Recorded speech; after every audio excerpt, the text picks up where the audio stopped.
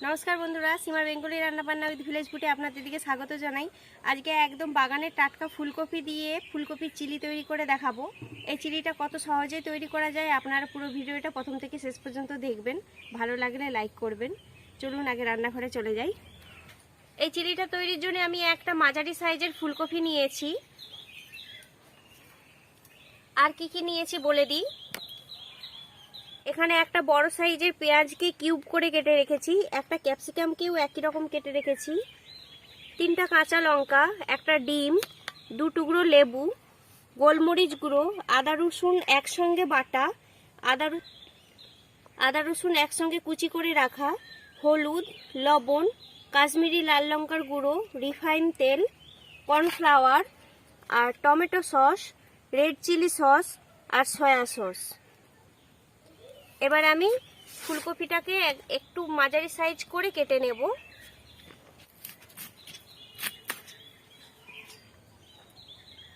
ফুলকপিটা দেখুন আমি এই রকম সাইজ করে কাটবো।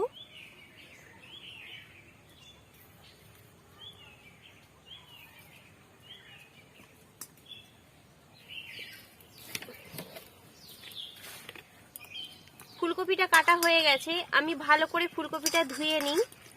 এবার ফুলকপিটাকে হালকা একটু ভাপিয়ে নেব নুন দিয়ে, তার জন্য আমি উনুনটা আগে ধরিয়ে নিই।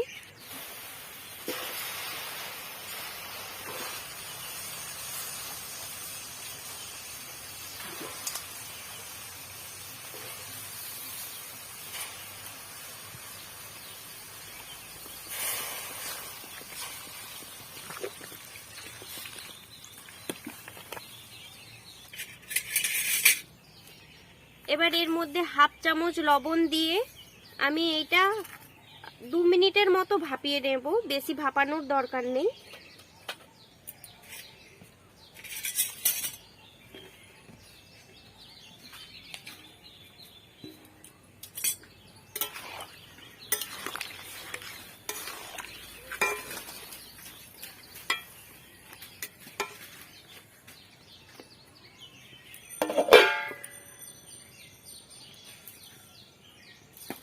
এদিকে ফুলকপিটা ভাপানো হতে থাক, আমি ততক্ষণ একটা সসের ব্যাটার তৈরি করে নেব।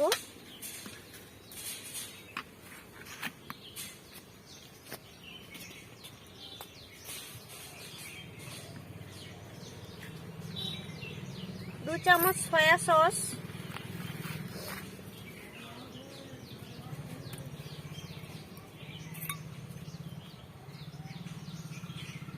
2 চামচ রেড চিলি সস,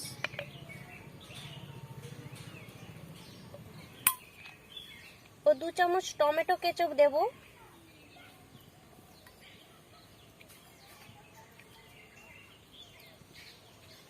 দিয়ে এটা ভালো করে মিশিয়ে আগে থেকে রেখে দেব, নাহলে এটা সবজি নাড়তে নাড়তে এই মশলাগুলো কিন্তু মেশাতে গেলে সবজিটা কিন্তু পুড়ে যাবে।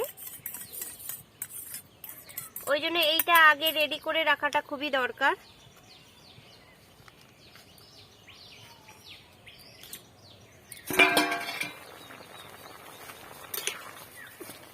দু মিনিটের মতো দেখুন ফুলকপিটা হালকা ভাপানো হয়ে গেছে। আমি এবার ফুলকপিটাকে জল থেকে ছেঁকে তুলে নিই।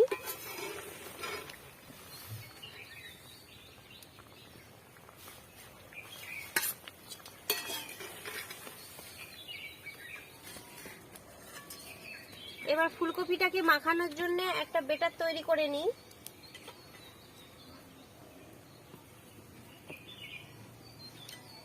একটা ডিম,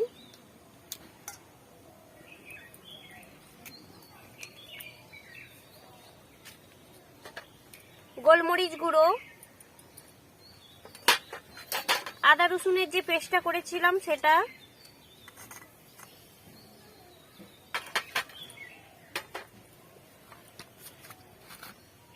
এক চামচের মতো সয়া সস,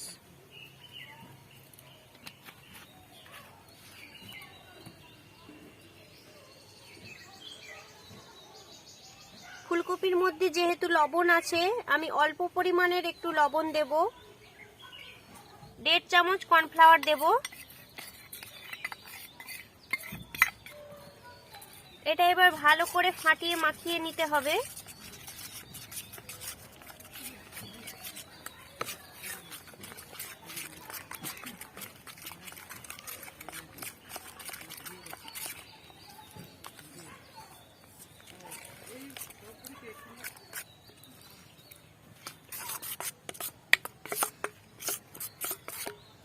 বেটারটা তৈরি হয়ে গেছে। এবার এর মধ্যে আমি ফুলকপিগুলোকে দিয়ে মাখিয়ে নেব।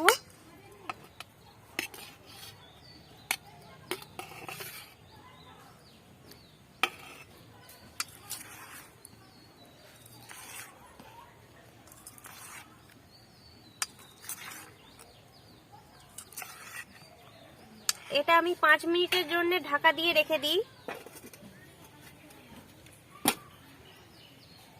এবার ফুলকপিটা ভাজার জন্য আমি কড়ার মধ্যে তেলটা গরম করে নেব।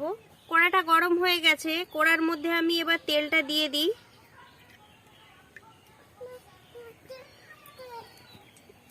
এটা কিন্তু মিডিয়াম আঁচে করতে হবে, নাহলে কিন্তু ফুলকপিটা ভেতর থেকে সেদ্ধ হবে না।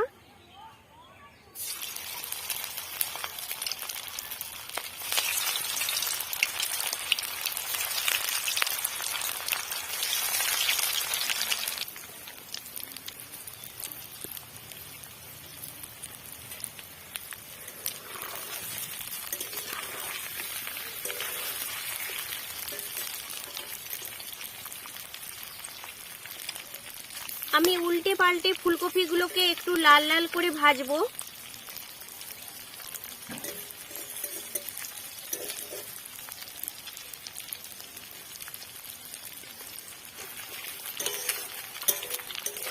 দেখুন ফুলকপিগুলো কিন্তু লাল লাল করে ভাজা হয়ে গেছে। আমি ভালো করে তেল ঝরিয়ে এগুলো তুলে নিই।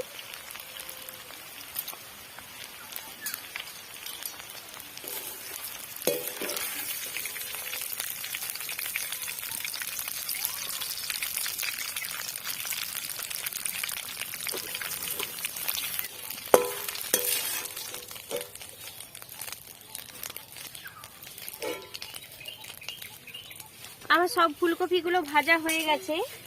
এবার আমি ওর মধ্যেই 2 চামচের মতো তেল রয়ে গেছে, তার মধ্যে আমি আদা কুচি আর রসুন কুচি দিয়ে দেব।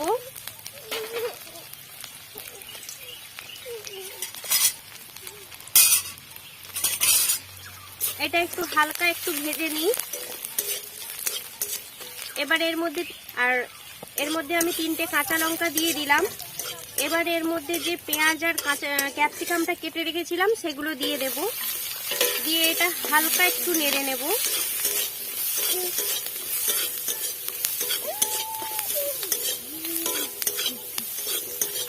চিলিতে সবজি কিন্তু কখনোই বেশি নাড়ে না।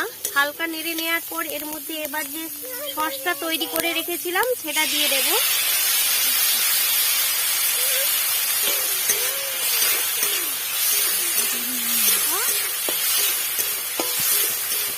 বাটিটা ধুয়ে হাফ বাটির মতো এর মধ্যে জল দিয়ে দেব গ্রেভির জন্যে।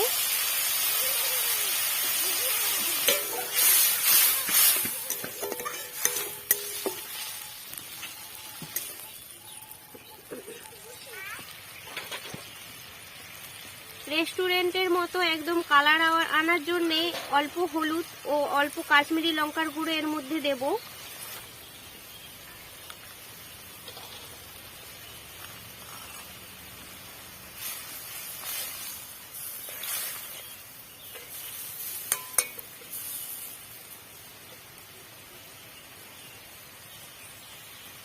গ্রেভিটা হালকা ফুটে উঠলে তারপর ফুলকপিটা এর মধ্যে দেব।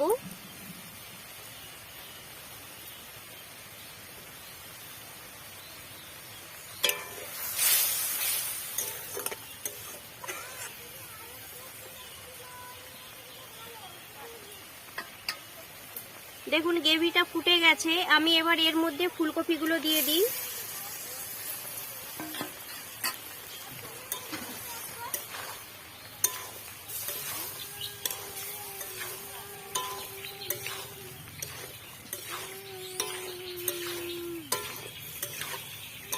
এর মধ্যে আপনারা কিন্তু ইয়েলো বেল পেপার বা রেড বেল পেপার ইউজ করতে পারেন, তাতে কিন্তু জিনিসটা দেখতে খুব সুন্দর লাগে।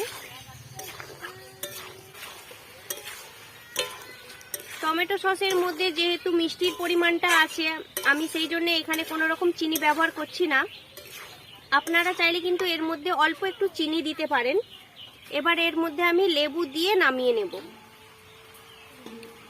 কত সহজে একটা রুটি বা পরোটার সঙ্গে খাওয়ার জন্য কিন্তু ফুলকপির চিলিটা তৈরি হয়ে গেল। দেখুন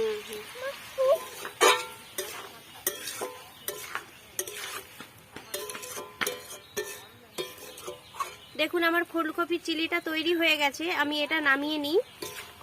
দেখুন বন্ধুরা কত সুন্দর কিন্তু চিলি ফুলকপিটা অতি সহজেই তৈরি হয়ে গেল। আর ভিডিওটা যদি ভালো লাগে লাইক করবেন, শেয়ার করবেন, চ্যানেলটিকে সাবস্ক্রাইব করে পাশে থাকবেন, পাশের বেল আইকনটাকে প্রেস করে রাখবেন। আজকের মতো ভিডিওটা এখানেই শেষ করছি। সবাই ভালো থাকবেন, সুস্থ থাকবেন। আর এই ফুলকপির রেসিপিটা কিন্তু আপনারা যে কোনো ফ্রাইড রাইস বা রুটি পরোটার সঙ্গে কিন্তু ব্যবহার করতে পারেন, খুব টেস্টি লাগে খেতে।